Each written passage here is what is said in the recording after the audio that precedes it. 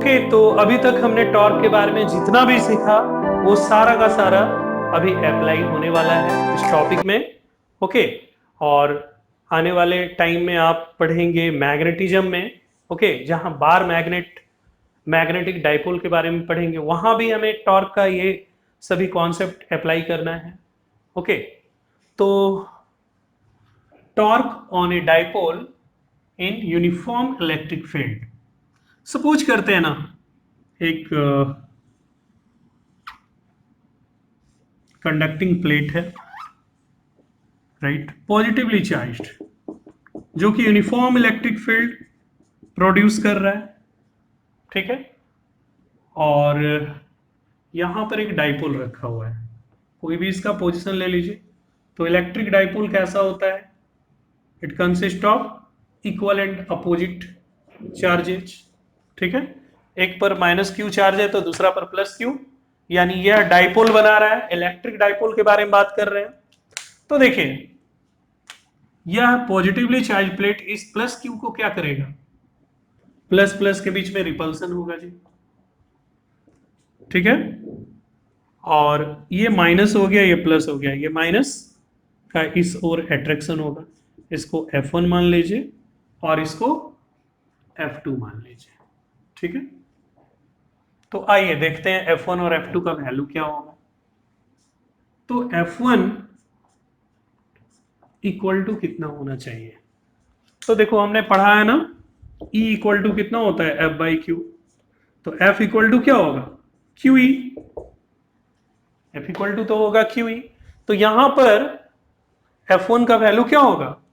Suppose करते हैं यहां जो electric field, uniform electric field जो प्रोड्यूस हो रहा है, वो क्या है? E है, राइट। तो ये Q हो गया, ये E हो गया, Q और E, राइट। तो हम लिख सकते हैं F1 का वैल्यू माइनस QE। ठीक है ना, F1 का वैल्यू क्या लिख सकते हैं? Minus QE। और F2 का वैल्यू क्या लिख सकते हैं? Plus QE। F2 equal to हो जाएगी प्लस QE। ठीक है, अच्छे से समझिए कॉन्सेप्ट को, ज्यादा नोट्स बनाने के चक्कर में नहीं रहना। ठीक है, तो अब देखिए दोनों फोर्सेज क्या है? मैग्नीट्यूड तो दोनों का इक्वल है, लेकिन डायरेक्शन क्या है? दोनों का अपोजिट है, और नॉन कॉलिनियर भी है, एक ही लाइन पे नहीं है। तो ऑब्वियसली दोनों एक कपल फॉर्म कर रहा है। अच्छा, यहां पर देखते हैं नेट फोर्स कितना होगा। इस डाइपोल पर नेट फोर्स देखते हैं। तो नेट फोर्स, ठीक है, net force on the dipole, बहुत ही इंपॉर्टेंट है ये। तो नेट फोर्स यदि हम देखेंगे तो ये क्या मिलेगा? F1 plus F2। ठीक है, यानी F1 का वैल्यू F2 का वैल्यू रखो तो माइनस QE, और क्या हो गया? Plus QE। ठीक है, तो इस तरह से दोनों तो कैंसिल हो गया जी, इक्वल टू क्या आ गया? 0। तो डाइपोल पर नेट फोर्स कितना आ रहा है? यूनिफॉर्म इलेक्ट्रिक फील्ड में 0 आ रहा है। ठीक है ना, तो आप इसे नोट करें। ओके, तो अब हमारे पास एक बहुत ही इंपॉर्टेंट क्वेश्चन है जो आपके बोर्ड एग्जाम्स में भी आते हैं, आपके स्कूल एग्जाम्स के लिए भी बहुत ही इंपॉर्टेंट है।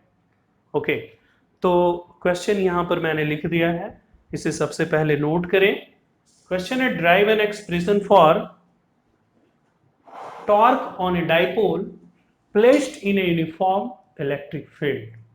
तो हमने एजम्पशन लिया है, consider an electric dipole A B consisting of two charges minus Q and plus Q separated by a very small distance two a placed in a uniform electric field E as shown in the figure. तो एक electric dipole हम लेंगे, minus Q plus Q charges से मिलकर बना हुआ है। ठीक है, आप पहले इसे नोट करें। ओके, तो यहां पर यूनिफॉर्म इलेक्ट्रिक फील्ड ई में यह डाइपोल दिया हुआ है ए बी, जो कि माइनस क्यू और प्लस क्यू चार्जेस से मिलकर बना हुआ है। एक तो फोर्स इस पर लग रहा है इधर से F1, और इस पर एक रिपल्सिव फोर्स लग रहा है F2। ठीक है, तो पिछले डिस्कशन में हमने देखा था फोर्स ऑन माइनस क्यू कितना हो जाएगा, माइनस क्यू ई, और फोर्स ऑन प्लस क्यू कितना हो जाएगा, प्लस क्यू ई। तो net force on the dipole, net force on the dipole कितना बन जाएगा, तो F1 प्लस F2, ओके। तो minus q E plus q E, okay. दोनों तो कैंसिल हो गया, इस तरह से ये आ गया 0। तो सबसे पहले सॉल्यूशन के इस पार्ट में, आंसर के इस पार्ट में, सबसे पहले तो हमने एज्यूम किया, एजम्पशन लिया कि एक electric dipole is placed in a uniform electric field ई, और उसके बाद हमने यह प्रूव्ड कर दिया कि इस डाइपोल पर नेट फोर्स जो होगा वो 0 ही होगा, तो 0 होगा। तो दोनों फोर्सेज कैसा है, क्योंकि इक्वल है, अपोजिट है, ठीक है।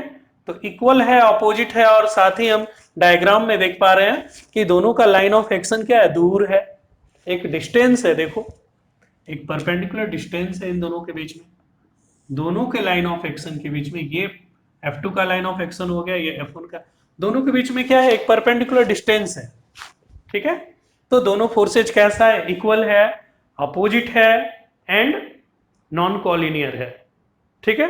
तो इसलिए ये दोनों फोर्सेज क्या है, F1 एंड F2 क्या एक कपल फॉर्म कर रहा है, ठीक है। तो हम कह सकते हैं क्लियरली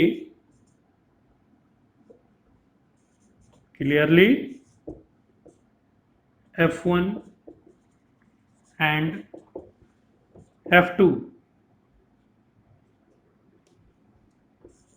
फॉर्म एक कपल फॉर्म कर रहा है, ठीक है। अब हमें इस कपल का मोमेंट फाइंड करना होगा। तो ये तो हो गया पार्ट 1, ओके। अब पार्ट 2 में हम इसका मोमेंट फाइंड करते हैं, ओके। पहले आप इसे नोट करें, ओके। तो अगर यह एंगल थीटा है और यह 2a है, तो 2a थीटा, तो ये कितना बन जाएगा, 2a sine theta, 2a sine theta. F1 और F2 दोनों के लाइन ऑफ एक्शन के बीच में 2a साइन थीटा है। तो टॉर्क हम कितना लिख सकते हैं बच्चे, टॉर्क इक्वल टू होता है फोर्स इनटू परपेंडिकुलर डिस्टेंस। आप लीवर आर्म मत लिखो, एग्जामिनर कंफ्यूज हो जाएंगे। टाउ फोर्स, दोनों में से कोई एक फोर्स ले लो भाई, तो minus q E plus q ई, यानी क्यू ई ही है, क्यू ई लिया हमने, और परपेंडिकुलर डिस्टेंस कितना हो गया दोनों के लाइन ऑफ एक्शन के बीच में, 2a sine theta, right. But देखो तो q इंटू 2a, याद करो जब डाइपोल पढ़ा रहे थे तो q times 2a e sine theta, ठीक है ना। तो कितना आ गया, q टाइम्स 2a कितना हो जाएगा, p इलेक्ट्रिक डाइपोल मोमेंट, तो pe साइन थीटा हो गया। अच्छा, तो ए बी साइन थीटा को ए क्रॉस बी लिखते हैं, तो पी साइन थीटा को क्या लिखेंगे, साइन थीटा आ रहा है, यानी इन वेक्टर फॉर्म में क्या लिखेंगे, इसे क्या लिखेंगे, tau equal to p cross E. तो ये एक बहुत ही इंपॉर्टेंट डेरिवेशन है, ओके। आप इसे नोट करें। हम लोग यहां देख रहे हैं यह इस डाइपोल में माइनस क्यू और प्लस क्यू हो गया, तो P का डायरेक्शन जो होता है, इलेक्ट्रिक डाइपोल मोमेंट का डायरेक्शन किधर से होता है, ये होता है from minus Q to plus Q, minus Q to plus Q होता है, ठीक है ना। तो अब इसका tau equal to P sine theta का कुछ स्पेशल केसेस डिस्कस करने जा रहे हैं। थीटा एंगल किसके बीच का है, पी और ई के बीच का है, ठीक है। तो स्पेशल केसेस देखते हैं, special cases, tau equal to P sine theta का स्पेशल केसेज देखने जा रहे हैं। सबसे फर्स्ट में है, देखो, when theta equal to 0 degree, ठीक है ना। यह तो हो गया इलेक्ट्रिक फील्ड। और सपोज करते हैं डाइपोल भी ऐसे रखा हुआ है, यह डाइपोल का पोजीशन हो गया यूनिफॉर्म इलेक्ट्रिक फील्ड में। तो दोनों के बीच में कितना एंगल बन रहा है? 0 डिग्री। तो टॉर्क कितना हो जाएगा सर? टॉर्क हो जाएगा पीई साइन 0 डिग्री। कितना आ गया? साइन 0 डिग्री का वैल्यू 0, यानी 0। टॉर्क हो गया 0। ठीक है। सेकेंड पॉइंट देखते हैं, when theta equal to 90 degree. तो ये तो E हो गया, और डाइपोल सपोज करते हैं ऐसे रखा हुआ है, ठीक है। P और E के बीच में 90 डिग्री बन रहा है। इस फॉर्मूले में 90 डिग्री पुट करो तो टाउ इक्वल टू क्या आ गया? PE sine 90 degree. Sine 90 degree तो 1 होता है, तो इस तरह से पीई। और यह टॉर्क पता है बच्चे, यह टॉर्क मैक्सिमम टॉर्क है, ठीक है। Okay, third, when theta equal to 180 degree. यह तो E हो गया, और सपोज करते हैं P का डायरेक्शन हो गया। देख, डाइपोल मोमेंट और E के बीच में एंगल कितना बन रहा है? 180 डिग्री का। तो टॉर्क कितना हो जाएगा? PE sine 180 degree. और साइन 180 डिग्री कितना? 0। यानी इस तरह से टॉर्क कितना आ गया? 0। ठीक है। तो टॉर्क 0 होगा जब एंगल 0 डिग्री होगा, या 180 डिग्री होगा। 90 डिग्री पर टॉर्क क्या होगा? मैक्सिमम होगा।